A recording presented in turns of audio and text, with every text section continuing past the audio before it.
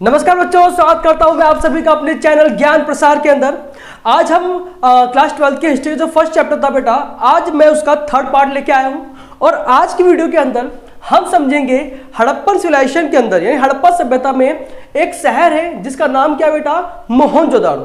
क्या नाम है इसका बेटा, मोहनजोदाड़ो। और इस मोहनजोदाड़ो नामक शहर को हमने एक नियोजित शहर कहा है। क्या बोला आपने इसको बेटा, एक नियोजित शहर यानी एक ऐसा शहर जिसको प्लानिंग के थ्रू क्या बेटा बनाया गया था। इसलिए आर्कियोलॉजिस्ट के थ्रू जो है आपके मोहनजोदाड़ो नामक शहर को एक वेल प्लान सिटी कहा जाता है यानी एक नियोजित शहर कहा जाता है। तो क्वेश्चन उठता है कि ऐसा क्यों कहा गया। अब ध्यान देना बेटा, कहा गया है कि हड़प्पा सभ्यता का सबसे अनूठा पहलू क्या था बेटा, उसका शहरी केंद्र। यानी इसकी सबसे बड़ी विशेषता थी हड़प्पा सभ्यता की कि उसका शहरी केंद्र बहुत ज्यादा डेवलप्ड था, बहुत ज्यादा वेल प्लान्ड था। ध्यान देना, कहा गया कि मोहनजोदाड़ो की जो पूरी की पूरी बस्ती थी भाई, उसको दो भागों में बांट दिया गया था। एक था निचला शहर, दूसरा क्या था बेटा, दुर्ग शहर। मोहनजोदाड़ो जिसको हमने एक वेल प्लान सिटी कहा है, एक नियोजित शहर कहा है, उसको हमने दो भागों में बांट दिया बेटा। एक क्या भाई, निचला शहर, दूसरा क्या बेटा, दुर्ग शहर। तो एक एक करके हम इन दोनों शहरों को पढ़ेंगे कि निचला शहर क्या था, इसमें किस तरह के लोग रहते थे, दुर्ग शहर क्या था, इसमें किस तरह के लोग रहते थे, हम वो समझेंगे। तो शुरुआत करते किससे बेटा, आपके निचले शहर से शुरुआत करेंगे। किससे भाई, आपके निचले शहर से। कहा गया कि निचला शहर क्या था बेटा, निचला शहर का जो भाग था वो बहुत ज्यादा था, यानी काफी बड़े पैमाने पर क्या बेटा ये शहर फैला हुआ था। लेकिन इस शहर को नीचे बनाया गया था। नीचे मतलब जो ये मोहनजोदाड़ो शहर था ना भाई, वहां पर जो भी स्थलाकृति थी, उस स्थलाकृति के ऊपरी हिस्से पर दुर्ग शहर बनाए जाते थे और निचले शहर पर निचला शहर बनाया जाता था। यानी ऊंचाई पर मिलेगा दुर्ग शहर और नीचे इलाकों में मिलेगा बेटा आपका निचला शहर। यहां पर अब हम समझेंगे कि निचला शहर हो या दुर्ग शहर हो, हम क्यों इसको एक नियोजित शहर कह रहे हैं। उसके पीछे रीजन क्या है, रीजन ये है कि निचले शहर के अंदर जितने भी आवास थे, आवास मतलब जितने भी घर थे, उन घरों को उन घरों को दीवारों से क्या बेटा घेर कर रखा जाता था, दीवारों से घेर कर रखा जाता था। और घरों को बनाने से पहले यानी भवन निर्माण से पहले जो है ना भाई, पहले चबूतरा बनाया जाता था जो एक नींव का काम करता था। आप ध्यान दो, आप जब आपका घर या गली मोहल्ले के अंदर किसी का जब घर बनता है तो घर बनाने से पहले वो एक नींव डालता है। नींव के बाद जो है हम देखते हैं चारों तरफ जो पिलर लगे होते हैं, उन्हीं पिलर के ऊपर क्या लगा होता है बेटा, हमारी छत यानी एक लेंटर पड़ता है जो घर को मजबूती देता है। ये आज की इंजीनियरिंग है। उसी तरह से हड़प्पन सिविलाइजेशन के अंदर भी जो हमारे भवन होते थे, उन भवनों को बनाने से पहले नीचे एक चबूतरा बनाया जाता था। जब वो चबूतरा बन जाया करता था तब जाके क्या बेटा दीवारें खड़ी होती थी। यानी बाकी सारा कार्य कब होता था भाई, जब चबूतरा बन जाता था। चबूतरे के निर्माण के बाद ही हम देखते हैं बाकी आगे का सारा काम होता था। कहते हैं कि ये लोग बस्ती का पहले नियोजन करते थे, फिर उसके अनुसार कार्य करते थे। गौर करना, क्या बोला गया कि ये लोग जो थे यानी जो हड़प्पन सिविलाइजेशन के जो भी लोग थे, यानी जो आपके हड़प्पा वासी थे, पहले ये लोग घर को बनाने से पहले उसका नियोजन करते थे, यानी पहले प्लानिंग करते थे, उसके बाद घर बनाते थे। मतलब क्या भाई, अगर आज हमें अपना घर बनाना है तो हम पहले प्लानिंग करेंगे ना कि हमें 2 फ्लोर का घर बनाना है या 3 फ्लोर का बनाना है। अगर हमें 3 फ्लोर बनाना है तो हर फ्लोर के अंदर किचन होना चाहिए या नहीं होना चाहिए, रूम का साइज क्या होना चाहिए, बाथरूम कहाँ पर होना चाहिए, किचन किस डायरेक्शन में होना चाहिए, हमारा जो मेन डोर है वो किस डायरेक्शन में होना चाहिए, हमारे स्टेयर्स कहाँ से जानी चाहिए यानी सीढ़ियाँ कहाँ से जानी चाहिए। ये सारी प्लानिंग हम भी तो करते हैं, तब जाकर एक घर बनता है। उसके अंदर फर्नीचर होना चाहिए, टाइल्स होनी चाहिए या नहीं होनी चाहिए, हम ये सारे काम करते हैं, ये सारी बातें सोचते हैं, तब जाकर हमारा क्या बेटा हम घर बनाने के बारे में सोचते हैं या फिर घर बनाना शुरू करते हैं। उसी तरह से हड़प्पन सिविलाइजेशन के जो लोग थे या फिर कहा जाए मोहनजोदाड़ो के जो लोग थे, वो भी अपना घर बनाने से पहले उसका नियोजन करते थे। नियोजन यानी प्लानिंग करते थे। प्लानिंग करने के बाद बाकी का सारा कार्य होता था। कहा गया इस शहर की सबसे अच्छी बात यह थी कि ये लोग ईंटों का प्रयोग भी करना जानते थे, यानी वो ईंटें भी प्रयोग करते थे। सोच लो भाई, ईंट का प्रयोग का मतलब क्या है? एक सीधी दीवार, एक निश्चित अनुपात में दीवार बनेगी, एक मजबूत दीवार बनेगी। जो हम आज यूज करते हैं वही उसी तरह का कॉन्सेप्ट हमें कहां दिख रहा है? मोहनजोदाड़ो के अंदर। मोहनजोदाड़ो के अंदर भी ईंट का प्रयोग हो रहा है और ईंटों को एक निश्चित अनुपात में प्रयोग किया जाता था। भाई ध्यान दो, ईंट की जो लंबाई है, जो चौड़ाई है, वो हाइट की तुलना में डबल यानी आपका 2 गुना और 4 गुना होता था। कि जो ईंटों का अनुपात है वो कितना है? 4:2:1, हाइट, विड्थ एंड लेंथ। ये आपको ध्यान रखना है भाई कि वहां पर ईंटों का प्रयोग हो रहा था, ईंटों को एक निश्चित अनुपात में प्रयोग किया जा रहा था। आज हम देखते हैं भाई, ईंटें लगभग इतनी ऊंची होती हैं, उसकी चौड़ाई इतनी होती है और लंबाई इतनी होती है, ये ईंटें होती हैं। यह आज का अनुपात है। यही लगभग अनुपात हमें कहां दिख रहा है बेटा? हड़प्पा के अंदर, यानी आज से लगभग 5000 साल पहले भी वहां पर हम देखते हैं कि स्थापत्य कला काफी ज्यादा मजबूत थी। अब ये तो बात हो गया निचले शहर का छोटा सा इंट्रोडक्शन, लेकिन निचला शहर इतना ही नहीं है भाई। निचले शहर की कुछ और बातें भी करनी है, कुछ और भवनों की बात करनी है।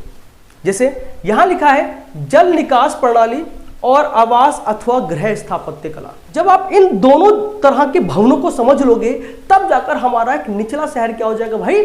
कंप्लीट हो जाएगा। निचला शहर हमारा कंप्लीट होगा। अब गौर करना, ये नियोजित जल निकास प्रणाली क्या है? एक वेल प्लान ड्रेनेज सिस्टम क्या होता है? अगर हम प्रेजेंट टाइम की बात कर लें, आपको पता कि घरों के अंदर पानी से कई तरह का प्रयोग होता है। कपड़े धोने में, किचन में, बर्तन धोने के लिए, नहाने धोने के लिए, वॉशरूम के अंदर कई तरह का हम प्रयोग करते हैं पानी का।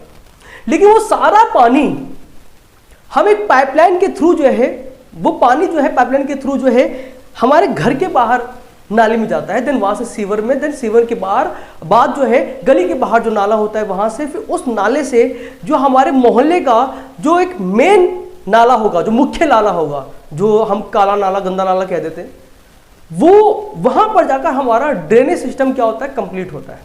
यानी घर से पाइप से गली के बाहर जो नाली बनी है वहां पर, नाली से गटर में, गटर के बाद हम देखते हैं मुख्य नाली में जो गली के बाहर है, उसके बाद आपका मुख्य नाला जो मोहल्ले का होता है।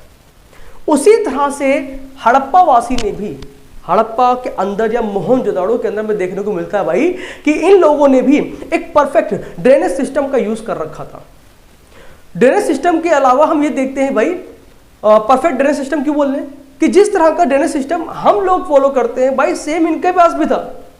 उन्होंने भी घर के किनारों पर जो दीवारें होती ना, दीवारों की साइड क्या बेटा? नालियां बना रखी थी, यानी पाइपलाइन टाइप का, प्लास्टिक तो नहीं थी लेकिन दीवारों के पास एक गड्ढे से कर रखे थे जो नाली की तरह थे। वहां से पानी गली के आपके घर के बाहर नाले में गिरता था, नाले से गली के बाहर, देन उसके बाद मोहल्ले के बाहर। यानी इनका भी एक सिस्टम था। कहा गया है कि ये लोग अपना मोहल्ला यानी जब घर बनाते थे उसको इस तरह प्लान करते थे, इस तरह उसका नियोजन करते थे कि गलियां आपस में एक दूसरे को चौकोर पे काटती थी। 2 गली यहां से आ रही है, 2 गली यहां से आ रही है, बीच में क्या बेटा? एक चौकोर बन गया ना भाई। इस तरह के सिस्टम को हमने ग्रिड सिस्टम कहा है, ग्रिड पद्धति कहा है, जहां पर गलियां एक दूसरे को समकोण पर आकर काटती हैं। और यह हमें कहां देखने को मिल रहा है भाई? मोहनजोदाड़ो के अंदर, वहां के शहरों के अंदर। कहते हैं कि अर्नेस्ट मैके एक ऐसे आर्कियोलॉजिस्ट है जिन्होंने बताया था कि मोहनजोदाड़ो या हड़प्पा के अंदर जो गलियां हैं वो एक दूसरे को समकोण पे काटती है, और इस तरह की पद्धति को उनके द्वारा और अदर आर्कियोलॉजिस्ट के थ्रू जो है नाम दिया गया था ग्रिड सिस्टम, यानी आपका ग्रिड पद्धति का नाम दिया गया था। तो वहां पर नालियां भी एक वेल प्लान्ड है, गलियां भी अच्छी खासी बनी हैं, वो नालियों को ढककर भी रखते थे। आज हम लोग बोलते हैं कि नालियों को ढककर रखना जरूरी है क्योंकि उससे बीमारियां फैलती है, मच्छर निकलते हैं। वही भाई उसी तरह की मेंटेलिटी हड़प्पन्स की भी थी, हड़प्पा वासियों की भी थी। उन्होंने चूने पत्थर से बने हुए एक बड़ी सी सिल्लियों को नालियों पर ढका था ताकि बीमारियों से बच सके। तो ये इस तरह से उनका ड्रेनेज सिस्टम था हड़प्पा वासियों का। ये ध्यान रखना भाई, ये उनका ड्रेनेज सिस्टम था। अब कहां पर आना बेटा हम लोगों को? आवास अथवा गृह स्थापत्य पे। आवास अथवा गृह स्थापत्य। अभी आवास अथवा गृह स्थापत्य क्या? सिंपल वर्ड में 2-3 लाइन कहूंगा, ज्यादा बड़ी बात नहीं करूंगा, ज्यादा बातें नहीं करेंगे इसमें, थोड़ा सा कॉन्सेप्ट लेना है। कि वहां पर जो घर थे ना भाई, वो घर आंगन केंद्रित थे। ध्यान रखना बेटा, क्या बोल रहा हूं भाई मैं, आंगन केंद्रित थे। आंगन केंद्रित क्यों बोल रहा हूं, इसलिए कह रहे भाई कि जब उनका द्वार खुलता था, यानी जो उनका मुख्य दरवाजा था, दरवाजा खुलते ही पहले सामने आंगन नजर आता है, और आंगन के चारों तरफ क्या बेटा, कमरे बने होते हैं, और हर कमरे का अपना एक महत्व होता है। किसी के अंदर आपका रसोई घर है, कहीं पर स्नान घर है, कहीं पर आपका मेहमानों का एक घर होता है जिसे हम गेस्ट रूम कहते हैं, और हर घर के अंदर कम से कम एक कमरा ऐसा होता था जहां पर कुएं बने होते थे। ध्यान दो बेटा, क्या बोल रहा हूं भाई कि मोहनजोदाड़ो के अंदर हर घर के अंदर एक कमरा ऐसा होता था जहां पर कुआं बना होता था, और कुआं वहां बना होता था जो घर का मुख्य दरवाजा है, उस मुख्य दरवाजे के बाहर जो कमरा है वहां पर उस कुएं को बनाया जाता था, ताकि आने वाले जो राहगीर हैं उनको भी उस कुएं से पानी प्राप्त हो सके। और इसी आधार पर हमारे जब आर्कियोलॉजिस्ट थे, हमारे जो पुरातात्विक थे, जब उन्होंने पूरे हड़प्पन रीजन्स पर, यानी हड़प्पा स्थलों पर जब खुदाइयां की, तो उनको लगभग मोहनजोदाड़ो से ही लगभग 700 कुएं प्राप्त हुए हैं। 700 वेल्स, यानी 700 कुएं प्राप्त हुए हैं। किसको बेटा, हमारे आर्कियोलॉजिस्ट को। यानी कुओं को भी इन लोगों ने महत्व दिया है। घर के अंदर, घर के दीवार के साइड आपके कुएं को बनाया गया है। ये लोग गोपनीयता को भी बढ़ावा देते थे। ऐसा क्यों बोला गया, ऐसा इसलिए बोला गया है कि इनके घरों का जो निचला तल होता था, यानी ग्राउंड जो फ्लोर होता था, उस ग्राउंड फ्लोर के चारों दीवारों पर, चारों साइड्स पर कोई भी खिड़की नहीं होती थी। वो लोग सिर्फ छत के ऊपर एक रोशनदान का प्रयोग करते थे, लेकिन दीवारों पर कोई खिड़की नहीं होती थी, जो दिखाता है कि ये लोग गोपनीयता पर ज्यादा बल देते थे। हमारे हड़प्पन या भी कहा जाए मोहनजोदाड़ो। तो इस तरह से आपने अभी तक जो भी सुना गृह स्थापत्य के बारे में कि इनका स्ट्रक्चर कैसा था, चारों तरफ से दीवारें बनी हुई हैं, बीच में आंगन है, दीवार के अंदर कोई खिड़की नहीं है, आंगन के चारों तरफ क्या भाई कमरे हैं, एक कमरा जो दरवाजे के नजदीक है वहां पर क्या बना हुआ है, कुआं बना हुआ है। तो कहीं ना कहीं ये सारी प्लानिंग के थ्रू सब कुछ होता है। इसी प्लानिंग के बेसिस पर हमने आपके मोहनजोदाड़ो को एक नियोजित शहरी केंद्र का नाम दिया है, एक नियोजित शहरी केंद्र। चलो बेटा, अब ये तो बात हो गई मोहनजोदाड़ो के निचले शहर की। अब बात कर लेते हैं मोहनजोदाड़ो के दुर्ग शहर की। इसके अंदर भी कुछ बातें कॉमन हैं जो लगभग निचले शहर की तरह ही हैं। कहा गया कि दुर्ग शहर को बनाने से, दुर्ग शहर क्या था बेटा, एक छोटा भाग है, लेकिन इसको शहर के ऊपरी हिस्से पे क्या बेटा बनाया गया है। इसको भी चारों तरफ से दीवार से घेरा जाता था, जो एक तरह से किला की भांति लगता था, किले की तरह लगता था। कहा गया कि यहां भी भवन निर्माण का कार्य चबूतरा बनने के बाद होता था। यानी पहले क्या बनेगा भाई, चबूतरा बनेगा, चबूतरा बनने के बाद क्या होगा भाई, हमारा अगला कार्य हमें देखने को मिलेगा, मतलब दीवारें बनाना, फिर उसके बाद कमरे बनाना, ये सब तब होगा जब क्या बनेगा भाई, चबूतरा बनेगा। जिस तरह से निचले शहर की दो विशेषताएं थी, दो और भवन निर्माण थे, उसी तरह दुर्ग शहर के भी दो भवन निर्माण हैं। पहला क्या बेटा, माल गोदाम, दूसरा क्या बेटा, विशाल स्नानागार। माल गोदाम और विशाल स्नानागार। अब ये माल गोदाम क्या होता है, आप लोगों ने वर्ड सुना होगा अंग्रेजी के अंदर, इंग्लिश के अंदर, वेयर हाउसेज। ये वेयर हाउसेज क्या होते हैं, जहां पर किसी भी तरह की वस्तुओं के सामान को क्या बेटा स्टोर करके रखा आता है। और मैंने क्या बोला कि दुर्ग शहर क्या एक छोटा सा भाग है। दुर्ग शहर के ऊंचे स्थान पर बन रहा है, जो एक किले की तरह लग रहा है। तो शायद ये ऐसे शहर थे जहां पर राजा महाराजा वगैरह रहा करते थे, या फिर कहा जाए हड़प्पा वासी के प्रसाद लोग रहा करते थे, और साथ साथ में पुरोहित भी रहा करते थे इन दुर्ग शहरों के अंदर। वहीं पर ही क्या बना बेटा, माल गोदाम। माल गोदाम के अंदर शायद जो आपके हड़प्पा वासी के प्रसाद शासक थे, वो लोग भविष्य में आने वाली समस्या से बचने के लिए इन माल गोदामों के अंदर अनाज को इकट्ठा करके रखा करते होंगे, ताकि अगर कोई आपदा आई, सूखा पड़े, कुछ बढ़ गया, तो उस स्टोर किए हुए अनाज से अपनी भूख को मिटा सकते थे। देन आगे क्या बेटा, विशाल स्नानागार। अब विशाल स्नानागार यानी द ग्रेट बाथ। कहते हैं कि हड़प्पा के अंदर लगभग हर शहरों के अंदर आपको विशाल स्नानागार दिखा है, लेकिन मोहनजोदाड़ो के अंदर, बट हम देखते बेटा कि मोहनजोदाड़ो के अंदर जो विशाल स्नानागार मिला है, जो विशाल स्नानागार मिला है भाई, ये पूरे हड़प्पा के अंदर सबसे बड़ा विशाल स्नानागार है, सबसे बड़ा स्नानागार। इस स्नानागार का प्रयोग हड़प्पा वासी धार्मिक अवसरों पर किया करते थे।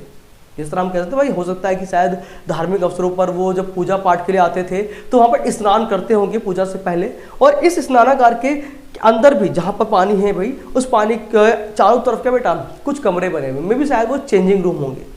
तो हड़प्पा के अंदर इन विशाल स्नानागारों का भी महत्व था। इस स्नानागार का जो भवन निर्माण कला है वो इतनी ज़्यादा मजबूत थी कि आज भी प्रेजेंट टाइम में अगर आप पाकिस्तान जाओगे, मोहनजोदाड़ो नामक शहर में जाओगे, तो आपको ये विशाल स्नानागार आज भी वहां पर मिलेगा। आप खुद ध्यान लो कि भाई लगभग आज से 5000 साल पहले ये बना होगा, और आज भी ये स्नानागार वहां पर है, जो दिखाता है कि इन लोगों ने शहर को बनाने के लिए नियोजन का किस हद तक प्रयोग करा है, यानी कहा जाए प्लानिंग का किस हद तक प्रयोग करा है। इनकी प्लानिंग इतनी मजबूत थी कि आज या फिर कहा जाए वर्ल्ड में प्राचीन काल के अंदर जितनी भी सभ्यताएं थी, उन सभ्यताओं को अगर हम कंपेयर कर लें मोहनजोदाड़ो से, तो कहते हैं कि ये एक नियोजित शहर था और उस समय के दूसरे शहर एक नियोजित शहर नहीं थे। आप इसका कंटेम्प्रेरी शहर देख लो भाई, समकालीन शहर हड़प्पा देख लो, हड़प्पा को एक नियोजित शहर नहीं बोला गया, बट मोहनजोदाड़ो को एक नियोजित शहर बोला गया। इसकी समकालीन सभ्यता मेसोपोटामिया सभ्यता, वहां पर आप लोगों ने मारी नगर पढ़ा था। वहां पर गलियां क्या थी, टेढ़ी मेढ़ी थी। सामान को गली के अंदर ले जाने के लिए, गली के अंदर घरों तक पहुंचाने के लिए आप वहां पर गधों का प्रयोग कर रहे हो। तो कहीं ना कहीं वहां पर बताया गया है कि मारी नगर एक नियोजित शहर नहीं है, बट मोहनजोदाड़ो एक नियोजित शहर है। तो ये था बच्चों आज की क्लास का वीडियो, और आज की क्लास का कॉन्सेप्ट मोहनजोदाड़ो एक नियोजित शहरी केंद्र, एक ऐसा शहरी केंद्र जो पूरे हड़प्पा सभ्यता के साथ साथ उस समय की समकालीन सभ्यताओं के अंदर अपना एक महत्वपूर्ण वजूद रखता है कि इससे बड़ा एक नियोजित शहर वहां पर उस समय कोई भी नहीं था, लगभग पूरे एशिया कहा जाए या फिर उस समय की जितनी भी सभ्यताएं थी। ठीक है बच्चों, तो ये है आज की क्लास का वीडियो। अगर आपको समझ में आता है तो लाइक करें, कोई डाउट है, कोई समस्या है तो कमेंट ज़रूर करें, और अपने दोस्तों को शेयर करें और सब्सक्राइब करना ना भूलें। Thank you.